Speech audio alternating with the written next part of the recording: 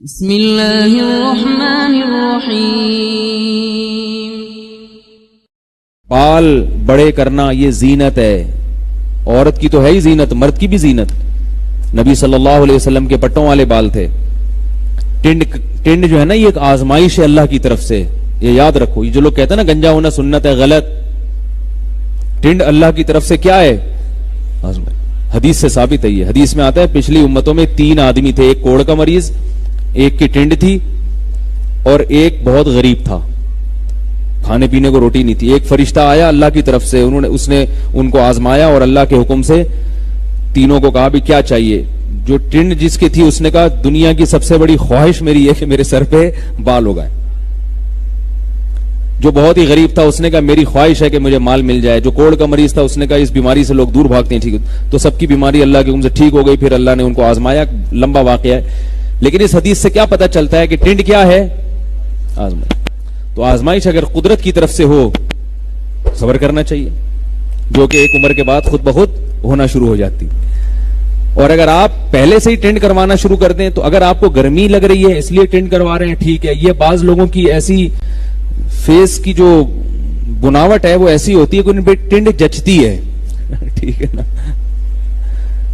تو ٹھیک ہے، اگر کسی پہ جچ رہی ہے تو جائز ہے، عورت کے لیے جائز نہیں ہے، مرد کے لیے جائز ہے۔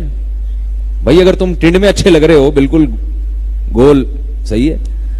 لیکن عمومی طور پر کیا ہے، وہ کسی شاعر نے کہا ہے نا، حسن تیرا اس طرح سالم رہا، سر منڈانے پر بھی تو ظالم رہا ہے۔ بھائی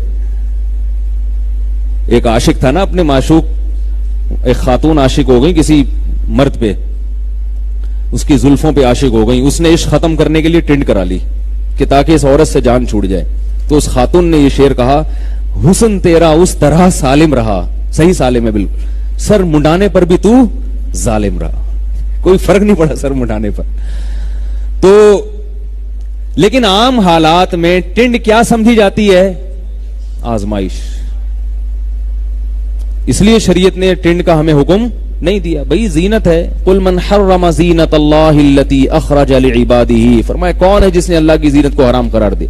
اس لیے بال رکھو، اور دینداروں کو میں اس لیے خاص طور پہ بال رکھنے کا کہتا ہوں کہ وہ دین کی عکاسی کرتے ہیں۔ اگر ان کا حلیہ اچھا نہیں ہوگا تو اس سے دین بدنام ہوتا ہے۔ لوگ کہتے ہیں ان کو مذہب نے ایسا سکھایا، حالانکہ مذہب تھوڑی سکھا رہا ہے ان کو۔ مذہب تو کہہ رہا ہے ان اللہ جمیل یحب الجمال، اللہ جمیل ہیں اور جمال کو پسند کرتے ہیں۔ ہاں جمال کی ایک حد ہوتی ہے، چھچھورا پن اچھا نہیں ہے، وہ پھر کبھی اور بیان کروں گا، اس پر کئی دفعہ کر بھی چکا ہوں۔